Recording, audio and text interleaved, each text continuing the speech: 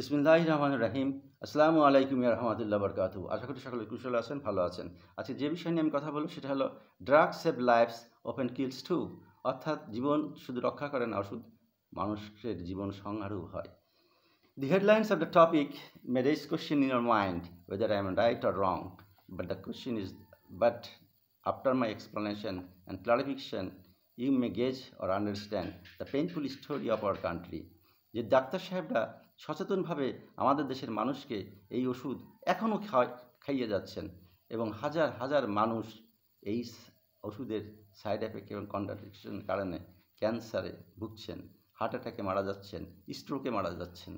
এর প্রধান সাইড এফেক্টগুলো হলো কনস্টিপেশন হয়, ফ্যাটিক হয়, ড্রাই মাউথ হয়, ব্লাডি ভিশন হয়, লিভার নষ্ট হয়ে যায়, ইউরিনারি টেনশন হয়, হাইপারথাইরয়েডিজম হয়, কার্ডিওভাস্কুলার ডিজিজ হয় এবং সুইসাইডাল টেন্ডেন্সি করে এবং সর্বোপরি ক্যান্সার করে এবং এটা ব্লাড ক্লটস করে দেয়। ব্লাড ক্লট করে আমাদের শরীরের ভিতরে হার্ট অ্যাটাক বা স্ট্রোক করায় এবং মেমোরি লস করায়। কাজেই এই প্রাণঘাতী ওষুধ যেন আর আপনারা না খান এবং ডাক্তারদের সাহেবদের প্রতি অনুরোধ, এই ওষুধ যেন আর আপনারা কখনোই কোনো পেশেন্টকে প্রেসক্রিপশান করবেন না।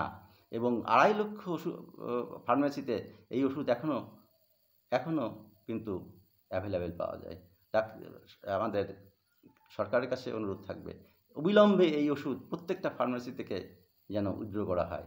এই ডেনজিট, ফ্লেকজিট এই সমস্ত ওষুধ কিন্তু প্রাণঘাতী ওষুধ এবং উন্নত বিশ্বে আমেরিকা, অস্ট্রেলিয়া, ইংল্যান্ড এবং ইন্ডিয়া 2005 সালে এই ওষুধের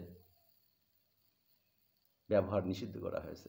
শুধু আমাদের দেশ, এই বাংলাদেশে এখনও হরদম সেই ওষুধ লেখা হচ্ছে, কারণ এই ওষুধের একটা নাম ছিল, সেটা হলো ম্যাজিক ড্রাগ এবং আমাদের ডাক্তার সাহেবরা এখনও বিশ্বাস করেন এটি এখনও ম্যাজিক ড্রাগ আছে। এই যে শত শত মানুষ ক্যান্সারে মারা যাচ্ছে, হার্ট অ্যাটাক, স্ট্রোক মারা যাচ্ছে, হতে পারে এই ওষুধের সাইড এফেক্ট। অর্থাৎ ডেনজিট, ফ্রেনজিট এই ওষুধগুলো আপনারা কখনোই খাবেন না, সবিনয় অনুরোধ। গতকাল একজন ডাক্তার খুব আক্ষেপ করে বলেছে, এদেশের মানুষরা আমাদেরকে বিশ্বাস করে না। কেন করে না? আস্থা ও ভরসাও রাখেন না। কেন রাখেন না? কারণ কিন্তু এটাই।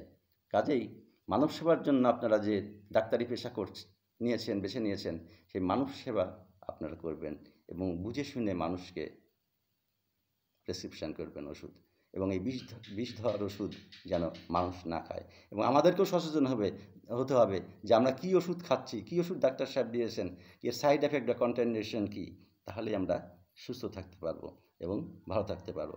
এই ওষুধের পরিবর্তে SSRI সিটালোপ্রাম বা এসিটালোপ্রাম নামের ওষুধ বাজারে এসছে, যা অনেক সেফেস্ট ড্রাগ ফর অ্যাংজাইটি এবং ডিপ্রেশন।